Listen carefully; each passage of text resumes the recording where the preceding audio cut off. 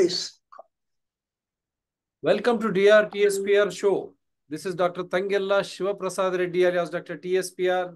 Namaste, Adab, hello and a warm welcome to D. Narasimha Reddy Garu, retired economist from Hyderabad Central University once again. We are going to discuss whether the interim budget presented by our Honorable Finance Minister, a record for a woman finance minister, a woman being a finance minister and presenting budgets. I think it is more than 6th time she has overtaken even Morarji Desai also. Wonderful. The purpose is served, but what about the content? Is it only in the interest of the general elections to be held in this another 2 months, 2024? So is this interim budget in that aspect? So I'll just try to show some, as usual, some sharings, what people have been thinking before I go to our wonderful guest. So this is the first one. The shortest of Finance Minister's 6 budget speeches. First, I congratulate her as a woman and as an Indian. And we both, me and our guest also, we congratulate her. In this male-dominated society, that too in Northern India, a woman from Southern India presenting the budget, record budget, we say hats off to you, madam. God bless you. That is the other aspect.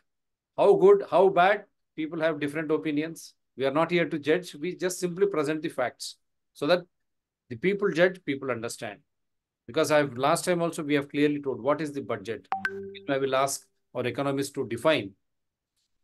So this is it. The shortest of all, 58 minutes budget. Maybe the entire efforts are for electioneering. Maybe, I don't know. Allocation for specific ministries. Ministry of Defense 6.2, Ministry of Road Transport and Highways 2.78, Ministry of Railways 2.55, Ministry of Consumer Affairs, Food and Public Distribution 2.13, Ministry of Home Affairs 2.03, Ministry of Rural Development 1.77, Ministry of Chemicals and Fertilizers 1.68, Ministry of Communications 0.37, Ministry of Agriculture and Farmers Welfare 1.27. This should have been on the top. This is down. This is very, very bad. So, మన వ్యవసాయానికి ఎక్కువ కేటాయింపులు ఉండాలా, అది అత్యంత కింద దశకు వెళ్ళిపోయింది ఈ 2024-25 బడ్జెట్లో. బాధాకరం. ఎందుకంటే ఆహారం లేనిది మనము లేము. ఆ ఆహారం ద్వారా, ఆ పంటల ద్వారా, ఆ చెట్ల ద్వారానే మనం పీల్చుకునే మంచి స్వచ్ఛమైన గాలి. ఎందుకంటే మనం వదిలేసేటువంటి కార్బన్ డైఆక్సైడ్ అవి తీసుకుంటాయి. మళ్ళీ మనకి ఇది ఇవ్వడమే కాకుండా పర్యావరణాన్ని ఆ విధంగా ఎక్కువ వాతావరణ మార్పులు జరగకుండా రక్షించేది వ్యవసాయం, ఆహారం ఇచ్చేది వ్యవసాయం. అదేవిధంగా మనకు మంచి గాలి, మనం వదిలిన గాలిని పీల్చుకొని మంచి గాలి ఇచ్చేది కూడా వ్యవసాయమే. ఆ వ్యవసాయమే దండగన. That agriculture which gives us food, which absorbs carbon dioxide, allows us to breathe fresh air, oxygen, and it creates that ecological balance which enriches our standards of living. And not only that, you have so many other, see, the food and public distribution, he says, chemicals and that, I think I have not got the other, the food processing industry and the rural economy, everything depends on this wonderful agriculture. But unfortunately, that is being mellowed down. If you don't have agriculture, if you don't have forests, if you don't have reserve areas, if you don't have hills and hillocks, if everything is concrete jungle, you cannot survive. Mind you, the temperature changes are frequently happening. And what is happening to India? We were as such our main occupation was agriculture. So just trying to show. And Key takeaways from budget 2024, no changes in income tax slabs. Madam, inflation. But I'll tell you, no change in income, but corporate sectors from 30 to 25%, it has come down. It is helping only corporates. Agriculture has gone. I'll show you that photograph also. Rooftop solar projects to give 1 crore households 300 units of free electricity per month. God knows from where and how. Government aims to build 2 crore houses in the next 5 years under PM Awas Yojana. Where is the accountability? In which state, which district, which? There should be accountability. You come up. To promote domestic tourism, infra and amenities with special attention on Lakshadweep. Why, madam, you are a southern Indian, when Ramalayam is gone to such a level, why are you not developing Bhadradri Ramachandra? And in consonance with Ramadas, who was jailed in Golconda Fort, Hyderabad. Similar way, Ramasetu. What has happened? Nalambalam in Kerala, Ramapuram. You don't want to develop Lakshadweep for the sake of Maldives. What is this nonsense going on in India? Who will go to Lakshadweep spending so much?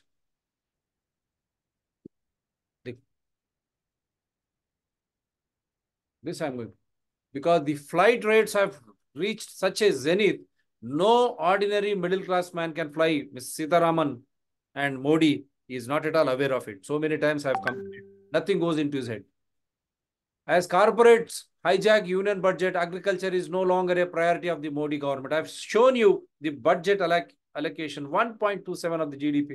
It's shameful. The union government funded programs are encouraging a shift in the use of bioresources to a bioeconomy focused on fuel supply rather than food supply. Ethanol. They are trying to kill all the main food-based agriculture. Cereals and all those are being used to generate fuel to become mobile.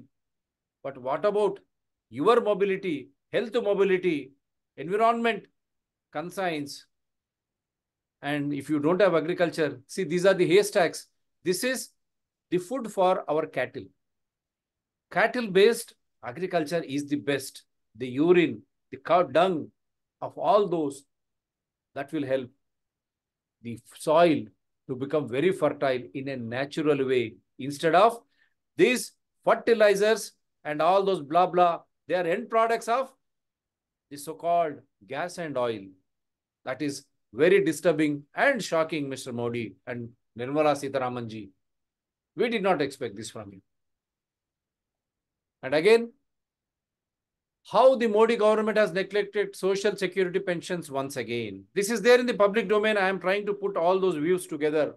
While presenting the Union Budget 2024-25, Union Finance Minister Nirmala Sitharaman lauded the Bharatiya Janata Party government's achievement. She claimed that over last 10 years, it has ensured social inclusivity and growth for every strata through its commitment to elevating social and financial vulnerability.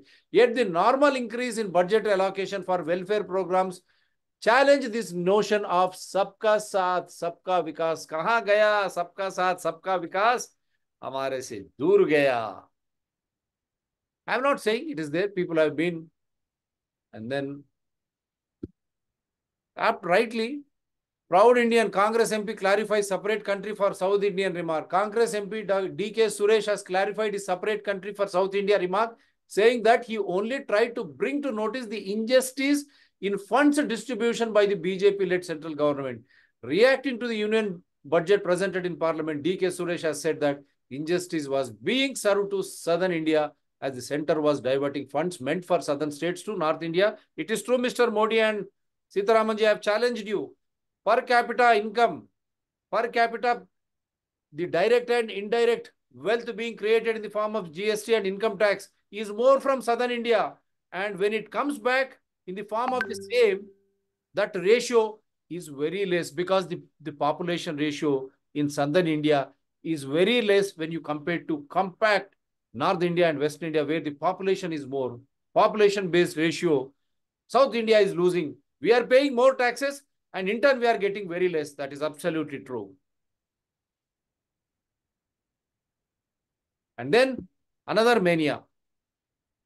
Government announces initiatives to promote cervical cancer vaccines. Know how it prevents the disease. We are challenging you, Mr. Modi and Sitharaman. You come out clean on vaccines. What happened to COVID vaccines? What about the trial states? What about the trial? How much time it will take? You make this document public, and another unfortunate incident, another actress died. My heartfelt condolences to her and her family. They say she has died of cervical cancer. Kindly make those reports public. Did you conduct postmortem? What were the drugs used while treating her? What were the presenting symptoms? Just to create scare, as was COVID-19. Now from 8 years, kids, they are going to vaccinate. Very dangerous. Parents, be clear. You understand what does these vaccines contain? ये टीका में क्या है? ये టీకాల్లో ఏముంది first తెలుసుకోండి మీరు. ఆ ప్రమాదం అంత ఘోరమైనదా? తెలుసుకోండి.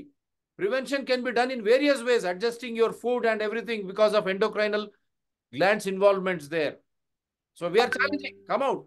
But budget trying to spare funds for vaccines again, it is nothing but trying to create fear psychosis amongst Indian citizens. Now Indians will not at all cave in, because the union government in its affidavit to Supreme Court clearly states it is voluntary. We are not enforcing in state of COVID-19 when those who lost their lovely dear children when they approached court. This is how central government goes away from that.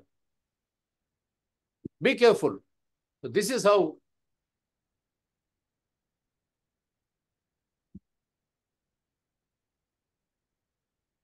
Nirmala is India's longest serving finance minister in 21st century. Today, she presented 6th consecutive budget. She has equaled Morarji Desai and overtook Dr. Manmohan Singh. Congratulations, madam. God bless you.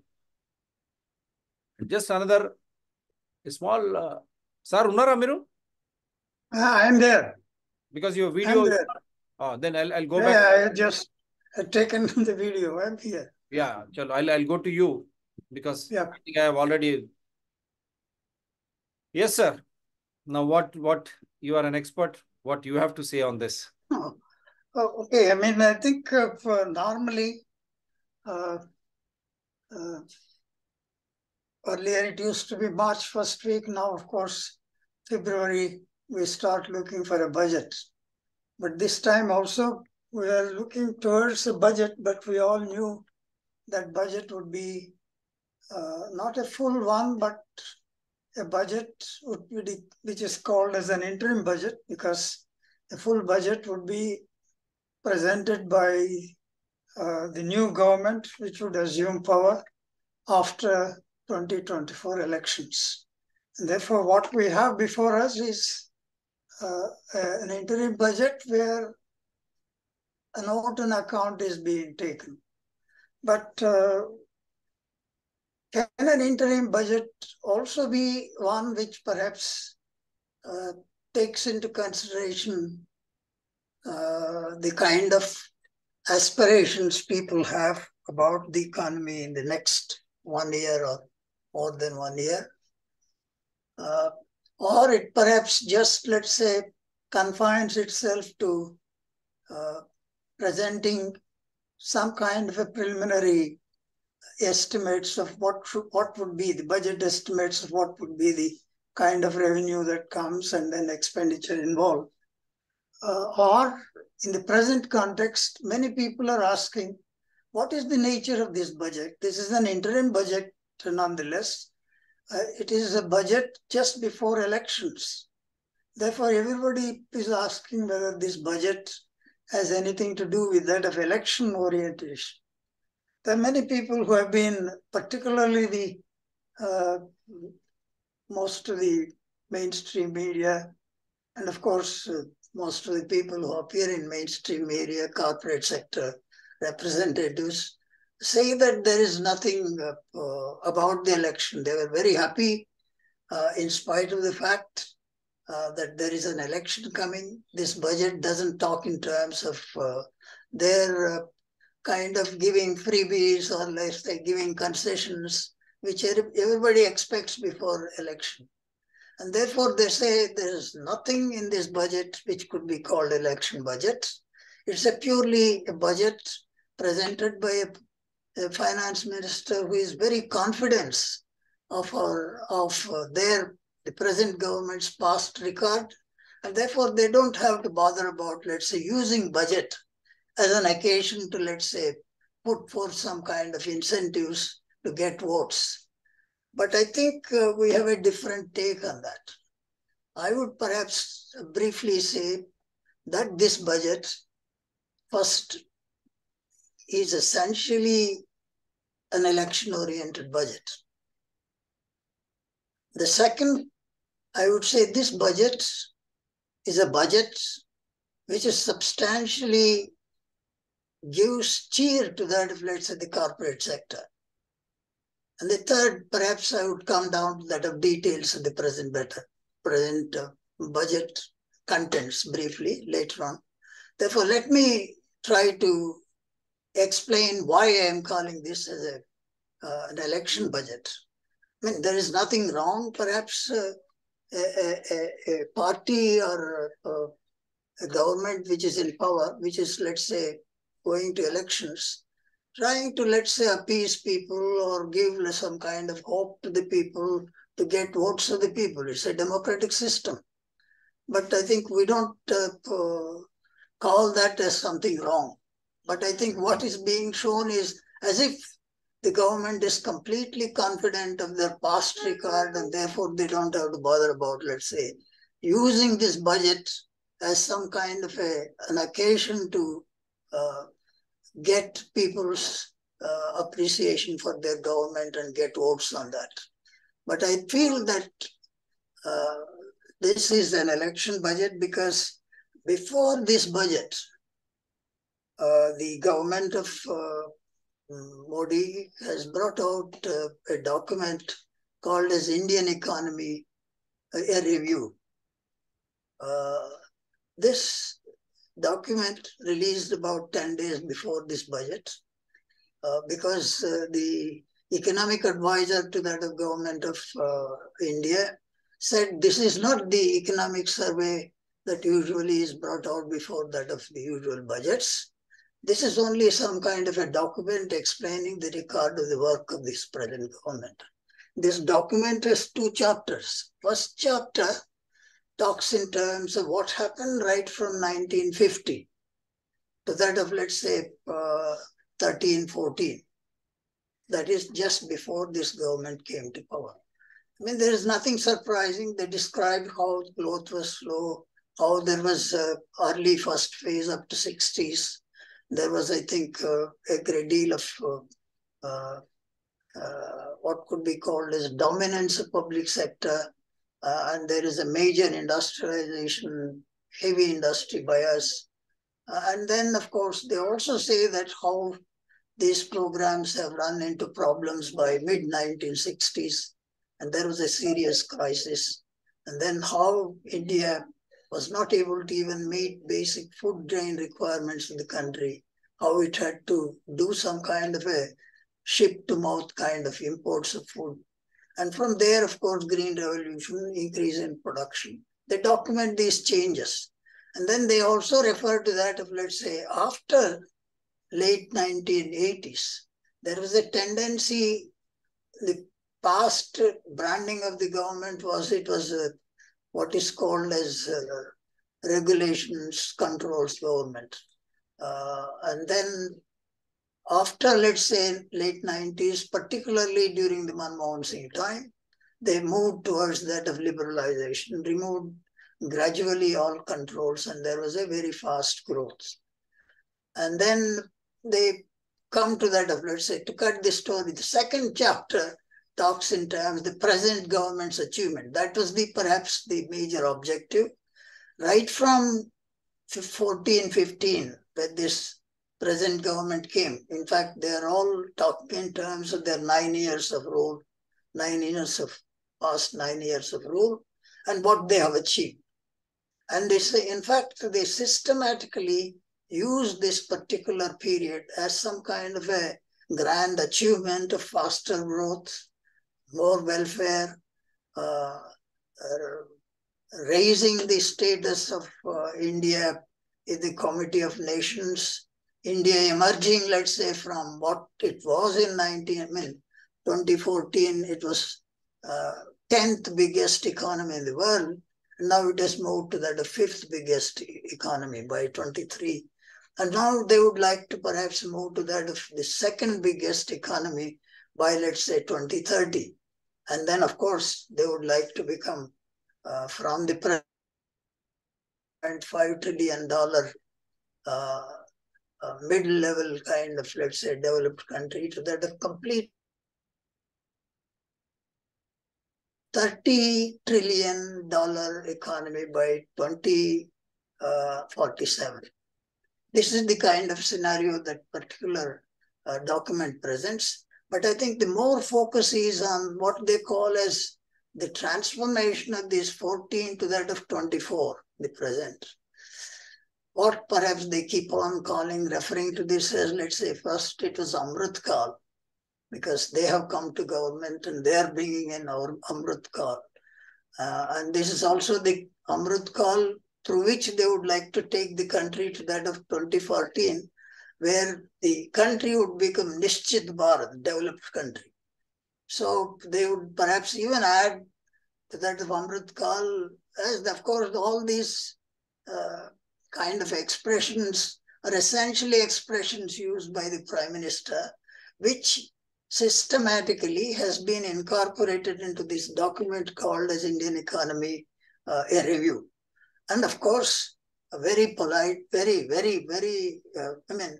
dramatically, as perhaps one of the things that should be said about the present interim budget is it's not only shortest budget in the history of budget presentations. I don't think not only from the point of view of the present finance minister, but no one else, even the earlier times, presented a budget in 58 minutes. And in fact, one looks closely into that of the budget presentation. It was a very dramatic presentation. In fact, one is reminded, if one were to be a student of theatre arts, one would remind as to how they train the actors in a theatre part. And in fact, interestingly, the visuals of this new parliament, very lovingly built by Modi ji, our Prime Minister, has interesting kind of an arrangement of seating. It is like Modi's dream. It is like Modi's dream. It is, the seating is lot of, the benches are wood and they are hollow. And therefore, when you thump the bench, there would be, let's say, huge noise. And it looked, I call it as like a drama because it was happening there during that 58 minutes. At least 50 minutes there was bench thumping. And because this is also particularly first part of this presentation, there was nothing about 20, 24 and 25 budget. For almost 45 minutes in this 58 minutes were devoted to that of the achievements of this government during the last 10 years. And they also claim when the whole world is not able to do in terms of growth, and then let's say they're struggling to record a growth rate of 2% across the globe. Even China is not able to make, let's say, 4% growth. Even Europe is, let's say, at 1.4 growth. Even America is at 2.5 growth. This is, I'm not saying it. They said this document, Nirmala Sitharaman was also telling the same thing. India is able to, let's say, move from 6.5% growth in this year to that of 7% growth. Let's say India stands tall in this growth. I mean, if you put a map of growth rates, India would be, let's say, like a tower. That is the way they present it. And in fact, I also say drama because the kind of nomenclature used about their achievement. They have achieved something which is called as, let's say, she has used several, what could be called acronyms.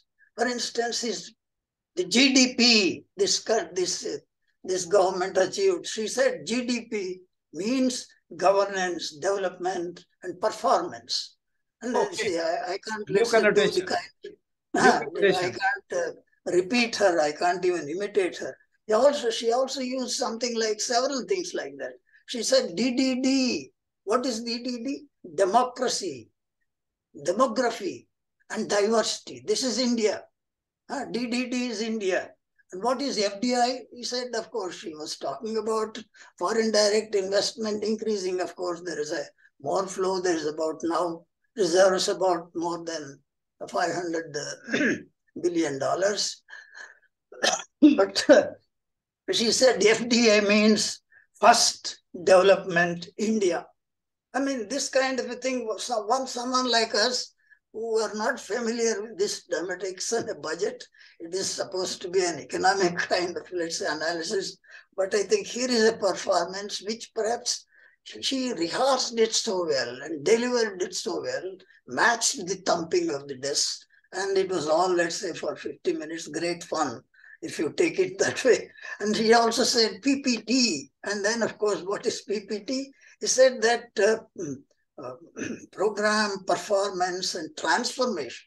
That's what, let's say, they have started programs and performance. Now they're in the social transformation, great transformation. And of course, I mean, this essentially, the kind of hype that is brought into that of, let's say, the whole description totally ignores some of the things which we are all worried about what was happening in the 10 years. What was happening in the last 10 years? If we look closely into that of growth rates, if we take 10 years before that, that is before 14, India by the time 2014, was growing at a rate of, let's say, at least from 92 onwards, and later 92 there was some crunch. Then particularly from 97 to that of 14, the government they have inherited, the past government, there was a growth rate of 8 to 9%. When you look back from 14 to that of, let's say, 2021, the growth rate averaged to less than 5%. And then, of course, during the last 3 years, there has been a recovery. Of course, they created their own problems that, of course, they don't admit. The 2016 demonetization, 2018, the hectic, unplanned, haphazard implementation of the tax system, goods and services tax system. So all these things created problems. And of course, one thing on which they didn't have control is COVID came in. Instead of accepting the kind of crisis under which they struggled and tried to bring the economy back to that of, let's say, 5% growth or now 6% growth, you claim that your performance has been fantastic during the 10 years compared to that of the past 10 years, that is up to 14, which essentially was a high growth. We had problems. There was liberalization, inequality, poverty did not come down. We used to call it as a jobless growth. Now you have come with that of a job loss growth. Because of, let's say, COVID and other things, now you are claiming that these 10 years of your rule is great. And then you also try to justify saying that when India was recording before 14, 8 to 9% growth, it appears the world was recording about 4% growth. America was recording at 4%. Therefore, that was not an achievement. Now the world is not able to get 2% growth. They are achieving, let's say, 7%. That's it. Okay, this is the claim. And then the claim that they're making is, this is essentially appeal to that of the people, trying to say that they're so confident. In fact, several people, including some of the experts in Hyderabad also who came on TV, they're supposed to be people with a lot of association with the government and all that. They said that, oh, the government is very confident and they would go to elections without, let's say, touching anything like incentives, like touching tax concessions or, let's say, other incentives. 10 minutes they have not done that. We have 10 minutes. They are not touched. So then that is how it is called as, let's say, no election budget. But I am showing that is essentially election propaganda. That document, which is the chapter 2 of the document, Indian Economy Review, from which she takes entire kind of, let's say, hype, without, let's say, referring to that of the kind of problems they faced during the last 10 years. They say that they have achieved some kind of a transformation, some kind of a growth unprecedented, and emerged as one of the, that of one of the greatest countries in the world. And then, of course, the second I mentioned, I just stop it because I don't want to give any more evidence to say that why it is election budget. It is essentially a propaganda for 50 minutes, Right. or almost 50 minutes in this budget. Second, I also call this as a corporate budget. Because, over a period of time, the country, people are facing problems. Agriculture has been in crisis. Employment is one of the major problem in people's mind. And inflation is supposed to be one of the, none of these things figure in this particular 50 minutes. And then when it comes to the question of, let's say, the kind of things that are done within the budget, which I would say highlight before coming to details of the budget briefly, this is why I call this a corporate budget, because the entire corporate sector, I have seen all the channels, one after the other. I'm also, let's say, there's a great economist, and he was the chairman of the 15th Finance Commission, very highly qualified, decent, well-educated person in Kessing. I was surprised that whichever channel I turned, he's moving from channel to channel. He's also adding an interesting thing to that of, let's say, just as the finance minister saying, he is also saying, look, this budget is also the one which is giving confidence. They have, let's say, credibility. And therefore, of course, this is the same. He's a part of the government. He is trying to do that. But the corporate sector is very happy because every month before the budget, if one read the newspapers, what they are trying to expect, they were talking in terms the budget must be financially prudent. The budget must go into that of, let's say, reducing. They were afraid that there has been a very high level of, or particularly during the COVID time, the fiscal deficit has increased to that of 9.2% of the GDP. It never happened in the history. It was very high. One understood the circumstances. Therefore, we have to borrow and do something to pull the economy up. From 9.2, there has been a gradual decline. Last year, that is the year, of course, we are still in that year. It has come down to that of 5.9. The revised estimate shows the fiscal deficit will be 5.8. And then the budget shows that they would reduce it to that of 5.1. And this, the entire corporate sector thinks is a great relief for them. What is the secret behind corporate sector enjoying a decline? And all of us are worried. Sometimes we say that high fiscal deficit would lead to that of more money pumped in. It will lead to inflation. That's a common man's problem. But the corporate sector problem is quite different. Because what happens is that when you have very high borrowing, that is what fiscal deficit means, to fill your expenditure, which is not met by the revenue, you borrow from outside. You borrow from the small savings. You borrow from the banks, and through that of, let's say, bonds. Therefore, they're afraid that it compete with that of what is called as, it would, let's say, you run down the resources available for the corporate sector. That means there would be a rise in interest rates. Already their complaint is the interest rate is higher. The monetary policy is not, let's say, responding. In spite of the inflation, they are not taking into consideration the needs of the industry. Therefore, now from 5.9% this year, the revised estimate 5.8%. She shows that next year it will be 5.1%, and she would like to bring it down as long back promised by, let's say, 2020, 25, 26 to that of 4.5% of the national income. That is the fiscal deficit. It means The decline in fiscal deficit by the government would leave more resources to that of, let's say, borrowing, and also it would reduce the pressure on the resources, therefore reduce the interest rates. Corporate sector is happy to borrow that. They can borrow at cheap level. They expect the Reserve Bank. And in fact, interesting, everybody is saying now she has thrown the ball into that of monetary policy court. Yes, if you have to reduce interest rates, you are showing the government is not going to compete as much in borrowing in public. Therefore, the Reserve Bank would take into consideration, look, now there are funds available, therefore we would reduce the interest rate. Therefore, the corporate sector would get it. This is their kind of a expectation. But that's not all.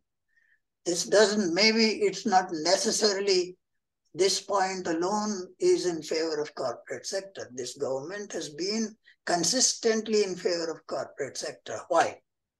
If you look into the kind of, let's say, resources mobilized for this particular budget, main resource mobilization is due to that of taxes and non-tax revenues.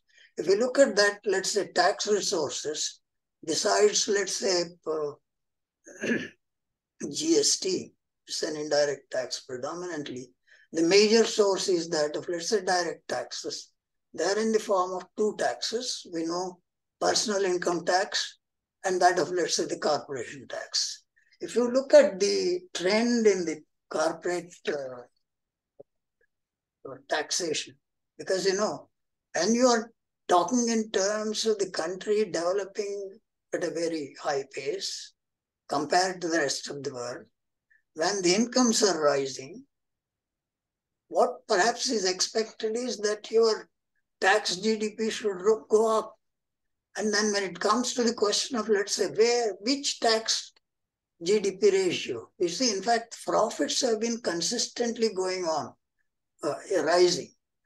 And in fact, there is no case of, let's say, any industry suffering serious losses during this period. It's largely because when it comes to the question of taxes on corporate sector, which was about 30% in 2018, was drastically reduced to that of 22%.